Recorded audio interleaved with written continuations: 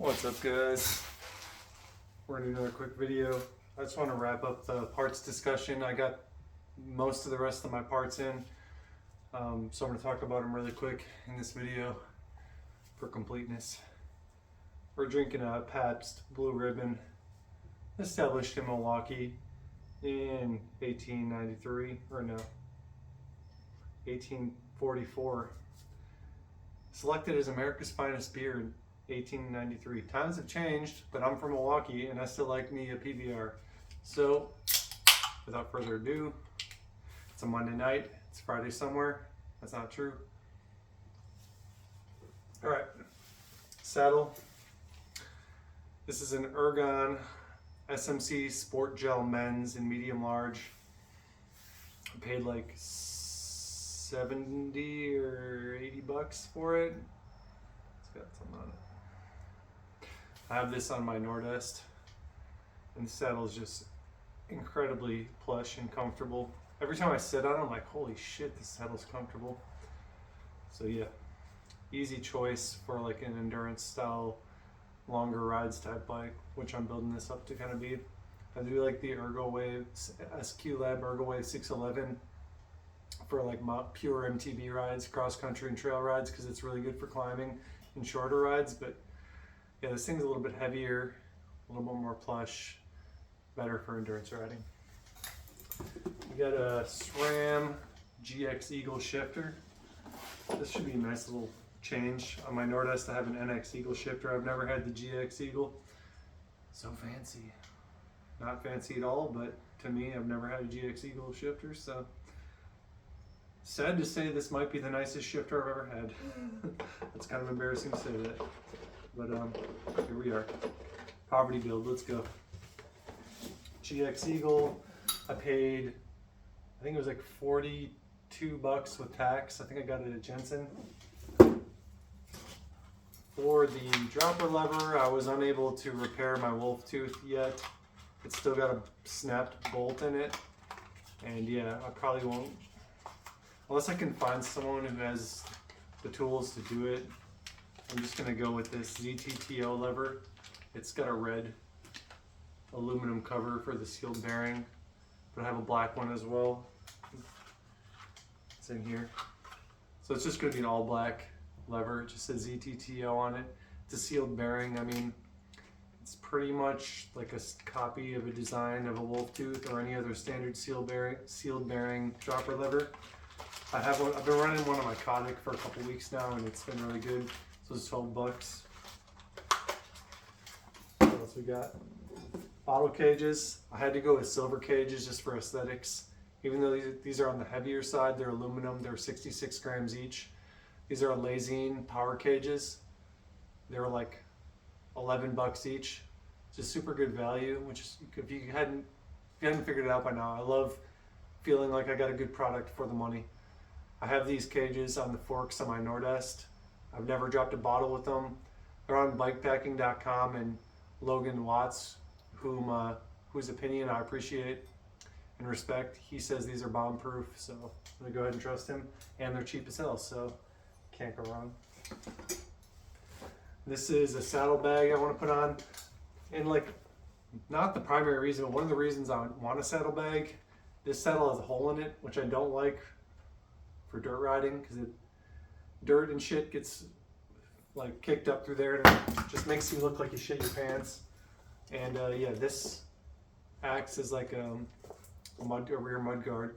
It's also a really nice saddlebag for tools to keep on the bike, so you don't have to pack them up every time if you want to go for a backpackless ride. Now usually I do bring a backpack when I go mountain biking, but it is nice to have tools on the bike. This is a Rhino Walk from AliExpress, $12, fully waterproof roll top bag.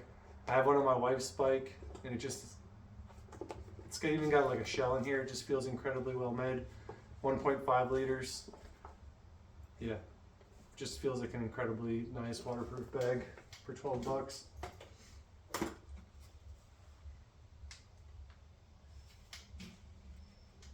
Handlebars, I'm pretty stoked on these. I'm all about the back sweep. I talked about it in the other video. I want like 12 degrees of back sweep for a trail bike. This is exactly 12 degrees of back sweep. I think it says on here. It doesn't say the up sweep, but I think it's 5 degrees up.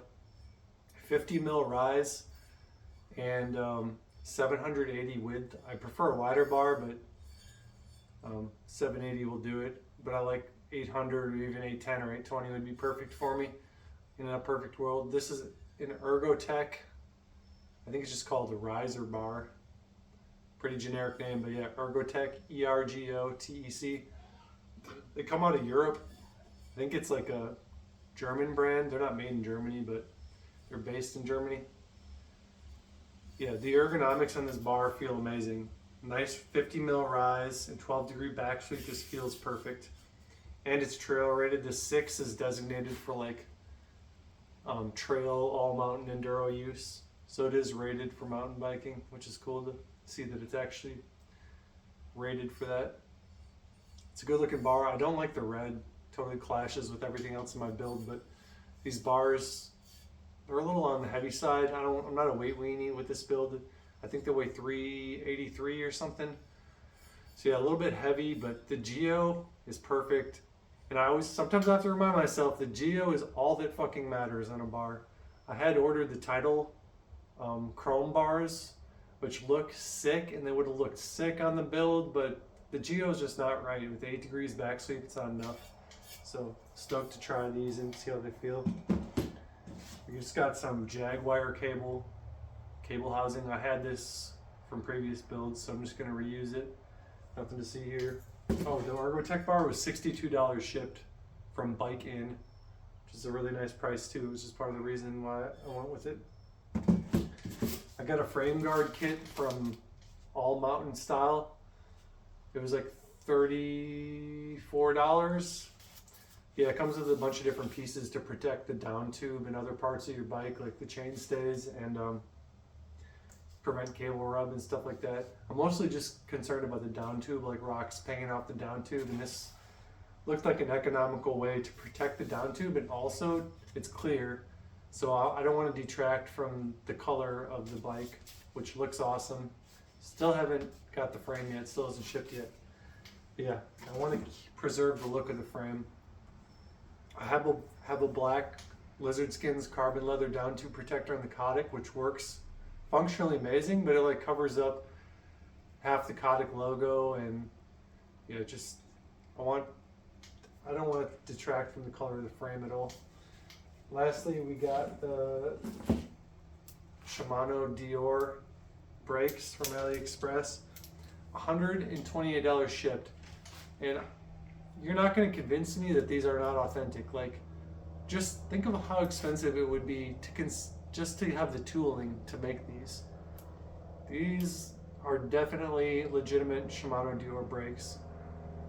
OEM, like no packaging, but yeah, these are really nice brakes. I've never had higher level, I know it's higher level Dior, it's not high level, but I've never had decent Shimano brakes like this. The lever shape looks amazing. Yeah, they look like really nice brakes. I can't wait to run them. And if they're anything like my cheaper Shimano brakes, they're super easy to set up, super easy to bleed. So yeah, I'm all about the simplicity and like ease of serviceability on the build. Stoked to run these for $128. I'm gonna probably just run these pads that it came with. Just came with some resin pads. Now, if they cut corners anywhere, I would imagine it might be on the pads or something, but you can always change those out. Yeah, anyways, that's the rest of the parts. I did mention in the MTBR thread, I'm strongly considering doing one singular, most important, most aesthetically and functionally improving upgrade to this build, which is pretty much out of budget, but I'm gonna say fucking to do it anyways. Yeah, I'm not gonna give away what it is, because if I back down, then I'll feel like an idiot. But I probably will anyways, because I've already said it. But yeah, I'm gonna save this as a surprise for the build, and if and when I get this said upgrade, I'll definitely save it as a surprise video and do a whole video just on this. But yeah, that's the rest of the build discussion. Oh, I did order some new tires. I ordered some Terrain McFly 29 by 2.8s. So I may be using wider tires because the Japhy can accommodate a 2.8 in the rear. And I'm pretty sure this Suntour Radon fork can take a 2.8 just by looking at how the 2.6 clears.